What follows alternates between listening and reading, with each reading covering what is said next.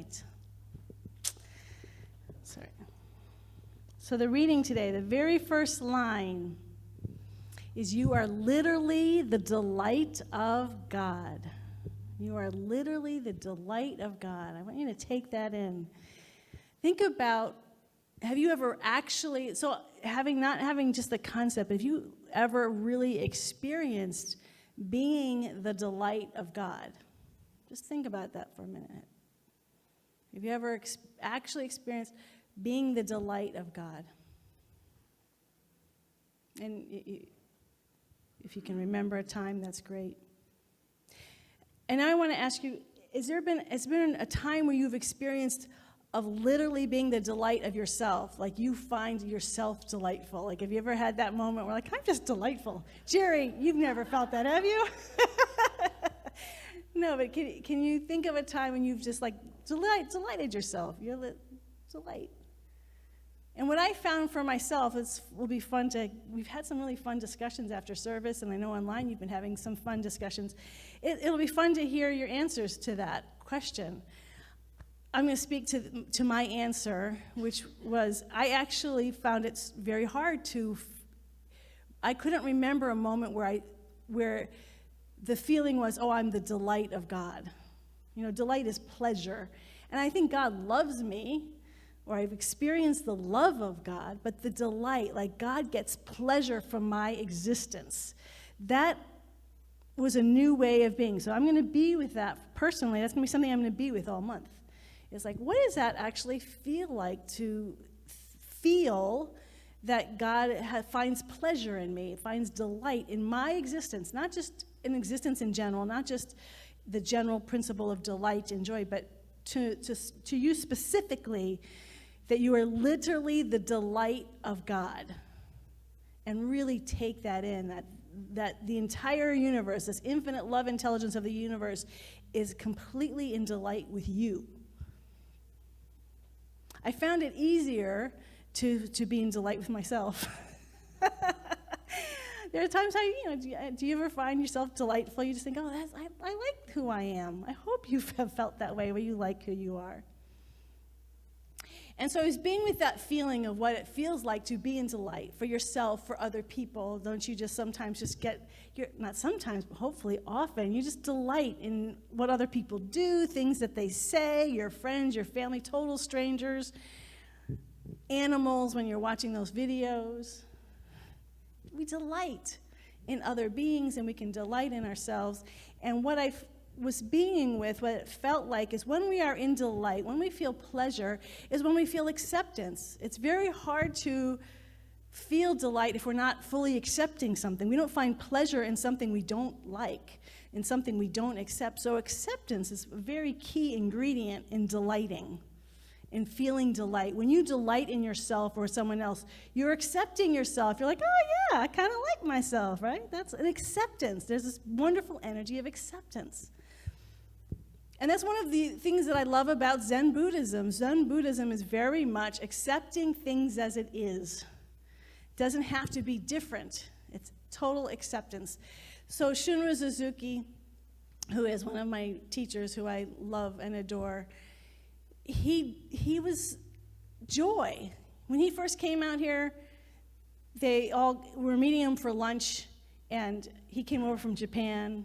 And so they are meeting the Zen master from Japan, and it's very serious business, and they picked a really nice restaurant and made sure everything was perfect. And he comes in and he sits down, he looks at everybody, just puts the napkin on top of his head and starts looking at people.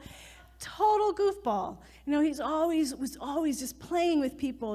He was meditating. Someone came in the room to meditate with him, and a picture was crooked, and they straightened it and sat down and meditated.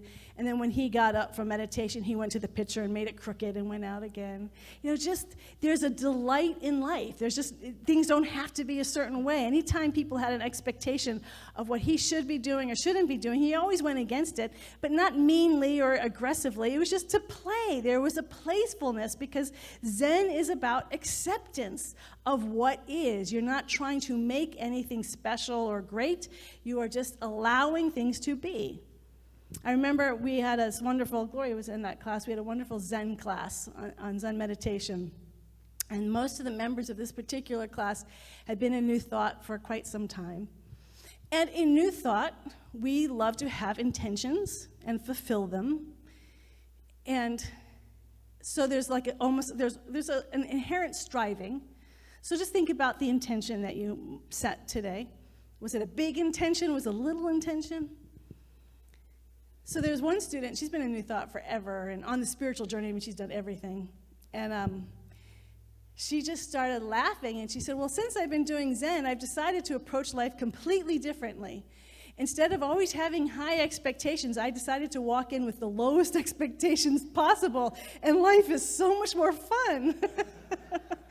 And we would laugh in the class, because suddenly all this way we're supposed to be dropped away. We were just delighting in just letting go of what should be to what was. So in the past, I've talked about how suffering is created. So for those of you who remember, so suffering is we have an ideal, and then we have the actual, right? So the actual is here, and the ideal. Suffering is the gap in between the ideal and the actual. We want to be here, but we're here, and so we feel suffering. And that could be anything towards goals that we have. It could be towards the pain in this universe. We want it to be peaceful. We want it to be people to be kind to one another, and yet we're way down here. Suffering is like, we're so far away from our ideal. The way I like to look at Zen is, so here's the ideal, here's the actual, and Zen, if you have an expectation way down here, this gap is delight, because everything, you just can't help but get better, because your actual is here and you're down here. So it's just a joyful way of living life. And that is what allows us to have this playful spirit. We start to feel play. When you think of play, you're not feeling too serious about your goals. You're allowing them you have them, but you're light. You have a lightness of being with them. And I've given talks before about play, but I actually never looked up the word, so I looked up the word. And here's the definition. Play means to engage in an activity for enjoyment rather than serious or practical purposes. To engage in an activity for delight. We get back to it for enjoyment, for delight, and not for serious and practical purposes. And so where we're in that playful spirit, there's a lightness of being. We don't take everything so seriously. So when you're a kid and you're playing, there's no one who has a scorecard, who's giving you a grade. Nobody cares at the end of the day who won or who lost when you're playing, especially when you're a little kid. You just play and you prefer to win, but and not everything was about winning. Climbing trees, you go on adventures. You're just playing with no purpose. No expectation that you have to achieve anything. And there's a lightness of being, and that's a being, and there's a joy, and that's why we loved playing when we were a kid. It was so interesting, so I wanted to look up, because I've done these talks before, I did TED Talk on play, and all the same TED Talks I've seen in the past, so I had to look up something different. So I just Googled play, and it was interesting. Everything that I saw personally when I Googled play was for kids. Like, adults don't need to play anymore. We don't need to have this free-flowing, energetic aliveness with no purpose or practical reasons. And what's interesting is we have, so the topic today is called Playing Twister with God. So it's not just playing. The whole month is the quality of play, but today it's playing Twister, which is a game. So then I looked up the definition for game. I'm getting to be so serious. Okay, game is a form of play according to rules. So now you're not just playing, like, when you're really little, you just make up rules as you go and you change them according to it. But then as you get a little bit older, you want rules and you want to stick to the rules. Then you get the people are really strict. Starting in 4th grade, like my son's like, follow the rules. You can't go outside the rules. So the rules start to bind us a little bit. And so I thought that was interesting, playing games, like being playful, being light, but games that have no purpose, apparently. Or the purpose is to win the game. So you now have a goal in the game, which is to win, or even if it's mastery of something. You start to want to develop strength and skills, so we have goals now. And I was thinking about the spiritual journey. what the suffering is, the gap between the actual and the ideal. The spiritual journey has like the highest ideals possible. I mean, the highest ideals are you can be a saint or a guru or an enlightened being. I mean, or just radiate peace wherever you go, never get upset about anything, love everybody unconditionally. I mean, the ideals of the spiritual journey are pretty darn high, because you're also supposed to do it in whatever you can have whatever job, you can be a great artist, you can be a great athlete, you can be a great doctor. It doesn't matter, you still have to become a saint. So the spiritual journey is like it trumps everything. So it's a way to get really serious about life, because the moment we have a goal and a high ideal, remember, and then we're down here and the gap, and so the suffering so they say, well, we don't need to suffer, but do we accept ourselves along our spiritual journey? Because now we have an intention. Again, was your intention at the beginning of the service a really high intention that feels possible to actually experience today? Or was it a little, I just want to feel a little bit more peace? Where was that intention? Because that intention is going to allow yourself to feel light, or, oh my gosh, I failed again. Because often in the past, like I'll ask at the end, did you get your intention fulfilled? It's like doing New Year's resolutions. Did you put really high ones that are like really hard to achieve, and then you can feel really bad about yourself by the end of the year? We can do that with ourselves on the spiritual journey. How do we look at this life? Playing Twister with God, having rules, showing up, that it's important to play the game. It's not about not playing the game. It's not about disassociating. It's playing the game and participating and giving ourselves, but being light in the process. And that starts to be a little challenge. And it becomes a challenge because it's this whole win or lose thing, that there are winners and there are losers. I remember Julian had a baseball coach when he was a kid who said, I love having fun too, and the way I have fun is by winning. So let's win. And there's a lot of pressure about that whole winning thing. And the problem becomes, in games, just like life, where that becomes our identity. We can be really identified as a winner. I play games that I know I'm going to win, and I have to win because I get very angry if I don't, because that says something about who I am as a person. And if I lose, that says something about who I am. And I feel pain, and I feel not good enough, and that sort of seems to follow me wherever I go. And so it's hard to feel lightness of being when suddenly my identity is caught up in that. And if you ever had that experience when you're playing a game where you're having fun, but then everyone else is winning and you're losing like bad, that's never happened to me. It's just I heard other people talk about it. And you're losing bad in a game, and you just feel like and everyone else's joy is just irritating, just like, shh, this is not fun. Stupid game. It's a really good time. And that's, it's something easy to shove off if it's only one time, but if you keep playing the same game and you keep losing, it starts to become an identity. How many times maybe you've experienced or heard other people say, in gym class was so painful, I was always the last one picked, or that identity starts to haunt us. That I'm so bad at that, I'm no good at that. So games, although we say that they're fun and they're light, they actually start to mean a lot more to us the more we're identified with it. And we start losing the joy of the play.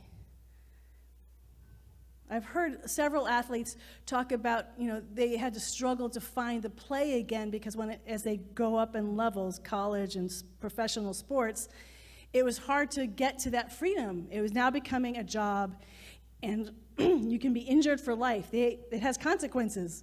You can't walk. People barely can walk in their 50s or their 60s, and we know with football, with concussions, and there's long-term effects. It's not, and that's not just football. I mean, my brother played soccer, and his legs are just, he got slashed in the knee playing. It's interesting, though. He said that as much as he's had so many knee problems and for some reason a shoulder problem, can't lift his shoulder. He said, doesn't matter, do it all over again. Best thing I ever did. It was so fun. Like, the delight was so great. But it doesn't mean that even in games we don't have consequences. So whether you're playing a board game and you keep playing with your friends and your friends are always winning and you're always losing, that becomes an identity. Or you're always the one who's winning and that becomes an identity. Or you physically are playing something and you get hurt and injured that might last a lifetime. So games start to take on a lot of our experience of life. Playing Twister with God, how do we stay in that playfulness and that lightness of being? And there's only one way, and that's to realize it's a game. That in fact, in God, in this divine presence, it doesn't care, she doesn't care, he doesn't care whether you win or lose. That it's a complete illusion. It's a complete illusion. It cares about who you are and how you showed up to play that game, your game of life. Where was your heart? Where was your being? Where was your commitment to yourself and to other people? It was a hard topic to talk about today, playing Twister with God, and the whole month is about play, and then this week's news with Russia attacking Ukraine. There's nothing that feels even remotely playful or joyful about that, and it feels almost like when you're losing in a game and you're like, why are you all having fun? This sucks. Sorry. That's what it felt like. Like, how do I talk about playing when there's so much suffering that's happening right now that we're seeing on the news? And that it could have great consequences, further consequences. That it feels a little bit like we're all in danger. And for those of you who don't know, CSL has a CSL center in the Ukraine. Many of our ministers have gone over there, practitioners, or if they've done Zoom classes. And it's been going on for about 22 years. Reverend Barbara Leger, who was a classmate of mine, is the one who started it. And she's very verbal, so she gets everybody involved. So there's such a connection with the Ukraine, even within our CSL organization. It feels violent and it feels personal. The world is smaller. A dancer that I love, I watch him every day. He's amazing. He's from the Ukraine, talking about his father's actually fighting right now. You know, it's suddenly, before 30 years ago, I might not have felt a personal connection to the Ukraine, but there's all these little personal connections now with our small world and the internet. So when you see something so violent, how do we respond? Putin believes that somehow he's gaining something. He has a winning mentality. I remember Joseph Campbell said this once about, he was saying this about Russians in the leadership position. He said they tended to root for winners, and Americans tended to root for the underdogs. We like the come from behind story. But somehow Putin thinks that by invading a country, he's going to add on. He thinks by destroying other people's lives, he's going to be winning more. It's a complete illusion. It's a complete lie that he's creating. He's destroying lives for a lie. This is when we take this whole idea of winning and losing in games and we realize this is actually really important. You hear it all the time when our kids are raised in sports. We're teaching kids life skills about how to lose, how to win, to recognize that there's something greater than the game, and that's this divine presence. There's no awareness, and so people are being destroyed out of an illusion. And is there any times in our own life where we get so caught up in the game that we're playing that we can't break free from the illusion because we have to? As Thomas Merton said, if one person really finds an inner peace, like does a lot of work and becomes an inner peace that no matter what's happening, remember he became a peace warrior in the Vietnam War. He said that means that there's just one more person who's radiating peace in this world. And what a blessing that is. We need people who live in the delight and the play of spirit to know that this game that's being played is an illusion. That we can find the soul of delight in no matter what's happening. When I was at Agape, I was in the choir for like a minute. And my dad came to visit. And my dad's kind of a serious guy. So he came, we went out to lunch with some other singers and music, and he just really wanted to tell him about this movie, Paradise Road. Have anyone heard about that movie, Paradise Road? It came out in 1997. It's a beautiful movie. It's based on a true story, and I was looking it up, and they did a very good job, apparently, of finding the truth, of recreating the truth. And it's about these women who, is during World War II, they were asked to leave Singapore's under. I don't know. I haven't watched it in a long time, but they were under attack. They had to leave. They left by ship. The ship sank. They ended up on the island of Sumatra and became prisoners of war. And it was a war camp for women and children. They weren't soldiers. They were women and children, and all from different countries, and they creating terrible, violent circumstances. And the way they find their freedom in the midst of this completely unacceptable life experience was through music, and they started to sing. And they didn't call it a choir because they were sort of creating music with their voices. And they actually ended up having about 27 to 30 concerts. So it's between 1943 and 44. And they started singing, and the music's beautiful. And so my dad's like, you have to watch this, because you could see how much it moved him. That in the face of all this pain. I just have to say one little side issue, because it's Women's Month. It didn't get great reviews, and I was reading why back in because my dad loved it, so I was surprised to read the reviews. And I was reading two things. One is it wasn't violent enough. It didn't show how horrible the camps were. And two, well, we've already seen these. We have so many movies about women prisoners. We don't need another one. And I'm thinking there's a lot of movies about women prisoners. But, this idea that, we have 2 movies about women prisoners, we're flooding the market. Anyway,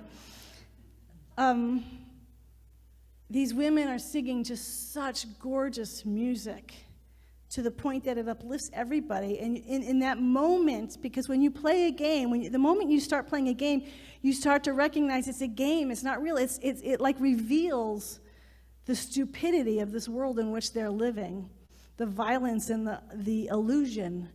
It breaks the spell by the beauty of the music. Now, I'd love to say that they were set free and everything was wonderful. Unfortunately, that's not what happened. Half of them died in the camp, and the other half had to stop singing because they were so malnourished. But they did continue their friendship after the camp and stayed lifelong friends from the commitment they made. But that music was never forgotten, that eternal presence. You were singing, Steve, about returning to love, and that's what we need to do, is we need to stop playing the game and return to who we really are and recognize that in God we are always free, and we have to know that now. We don't wait until the pain is over. We do it in the midst of it. I love in Zen they have this, you take the one seat. In the midst of whatever's happening, doesn't matter what's happening in your life, you take the one seat. You sit in it and be it, and you're free from it by taking the one seat. And that's what we need to be doing. There's I have 2 more examples that I want to use them both. Jack and I watched a movie on Friday night called The Game, which came out the same year as Paradise Road, strangely enough. And I remember seeing it in 1997. It's with Michael Douglas primarily, Sean Penn a little bit. And it's about a guy who's very wealthy, millionaire. They just make him really rich and controlling, and his brother, Sean Penn's the troubled one, and they clearly have a difficult relationship, and Sean Penn gifts him this present called The Game, and he said, it's going to help you in the places you need help. And so Michael Douglas fills it out, goes to this big thing, and then weird things start happening in his life. They say, you're not going to know when it starts. And so the whole movie, it just gets more and more intense, and it's an interesting thing because he doesn't know when he's playing the game or not. It's like, was this the game? Is this real or is this not real? It starts to get confusing, and then the people who he signed the game up with, well, that was just made up. He went there, and there was no one in the office. They were scamming him. So what's all this stuff that's happening? And as it's just one of those very intense movies, and you're sort of on the edge of your seat, and he's getting very, you don't know what's real. What's real? Who are the people who are acting? And then they're like, oh, we were all just acting. Oh, but this isn't part of it. Like, it just kept going. Like, when is this going to stop? And it gets him to the very edge of, he's just done. His mind, he just feels like, he's lost. He feels like he's lost everything. And by accident, he thought he killed his brother, who, though he had a difficult relationship with, who he loved. And so just at the end of it, he's on the edge of a building and he just throws himself off. It's a very tearful movie.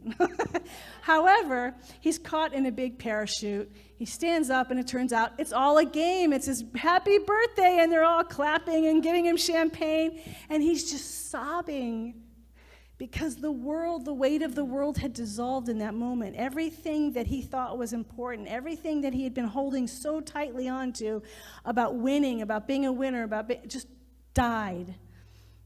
And he knew exactly what was real to him. He knew exactly what was important to him. And that's what they say, when we move out of this realm of earth, all the illusions just go away. They dissolve and we suddenly see what's real.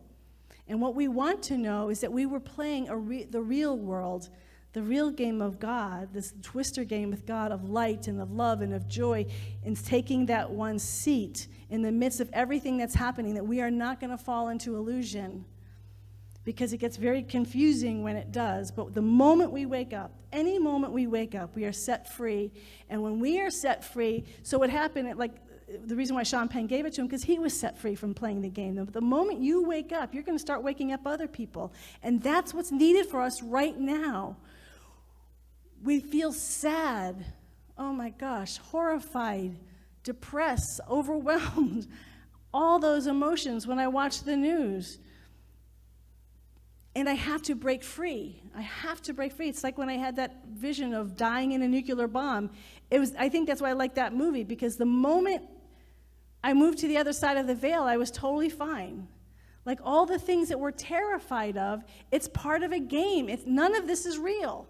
Yogananda is constantly dealing with, why are people suffering? Why are people suffering? He goes, and I just keep being shown over and over and over. It's going to dissolve. The moment it's not real. The pain, it's a game.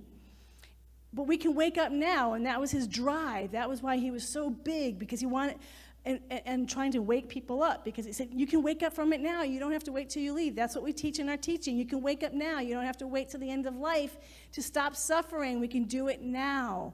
We can wake up and know that you are the delight of God. And my fun last example is just a quick one. It's the end of the Super Bowl. You all know this one. You're from San Francisco. Joe Montana. The last drive is for the Super Bowl win. And they're in the huddle. And he goes, hey, look, up there, isn't that John Candy? You can be, so this is the most important thing. I got to win. It's the winning drive for the Super Bowl. Hey, isn't that John Candy? Takes them out of the illusion. In that moment, it just set them free, and of course, they made the touchdown and won the Super Bowl. But that one comment breaks the spell. That's what we want to do all the time. And one of the most beautiful ways we break that spell is, you are the delight of God. You don't have to win at this game of life to be the delight of God. You don't have to do anything other than just be who you are right now. You don't have to change. You don't have to make anything happen. You just need to show up and say yes. Show up and say yes, and you will know that you are the delight of God. And that's my invitation to all of us this month, as we're going through the month of play in the midst of life, is to know that you are the delight of God, not as a concept, but as something you actually feel deeply in your heart, because as you begin to feel it, it spreads everywhere we go. Let's pray.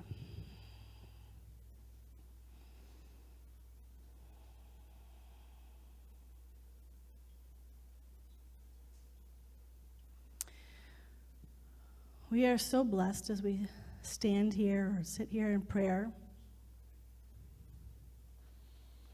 to know that when we pray, we are never alone in this prayer.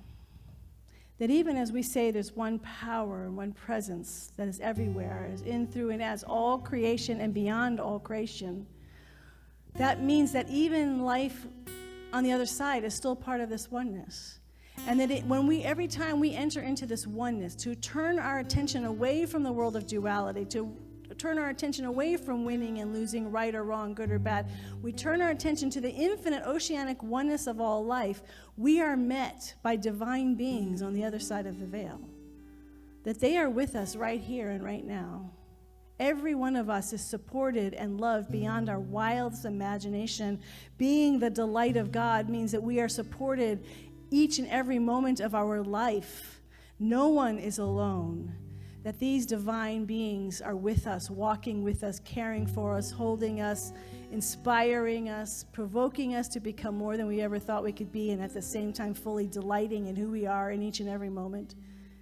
That we live a full and gorgeous life in light and in love right here and right now. When we go into prayer with the one power and one presence, we are in oneness with the entire universe and with a friendly universe, a universe that is for our highest good in each and every moment, and that delights in us completely just as we are, here and now.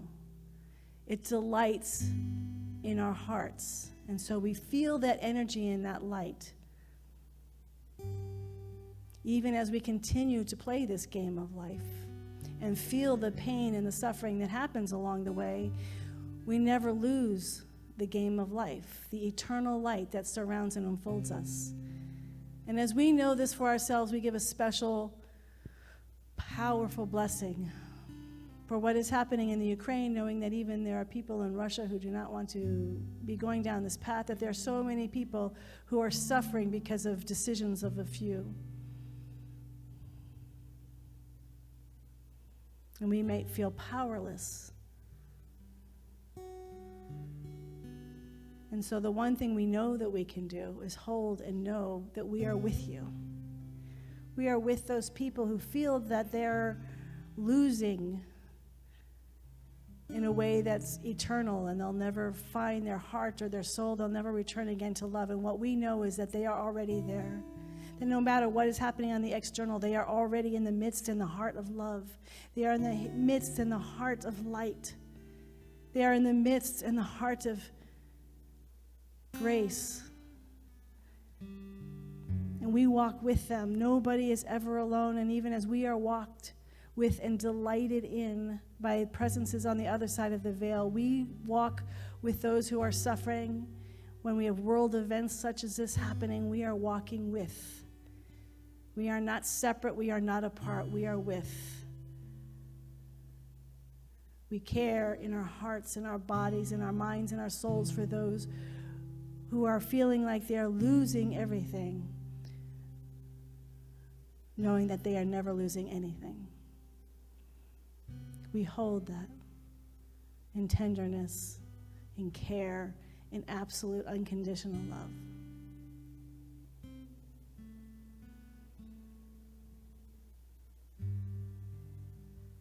And we hold this for anyone in our life who's experiencing fear, suffering, pain, separation.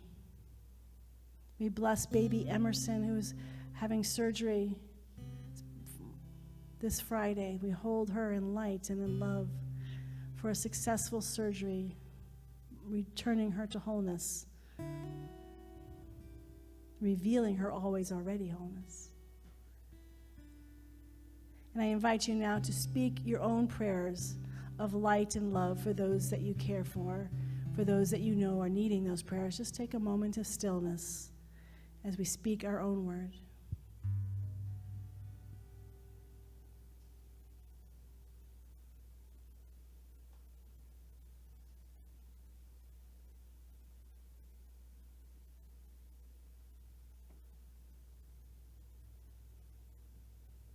You are the delight of God.